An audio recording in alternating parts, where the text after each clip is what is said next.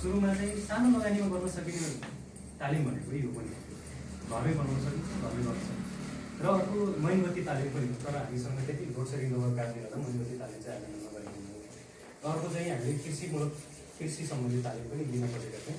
पछि चाहिँ हामीले यसलाई तपाईँले कति सदुपयोग गरेर हेर्नुहुन्छ त्यो अनुसार तालिम चाहिँ हामीले गर्नेछौँ है।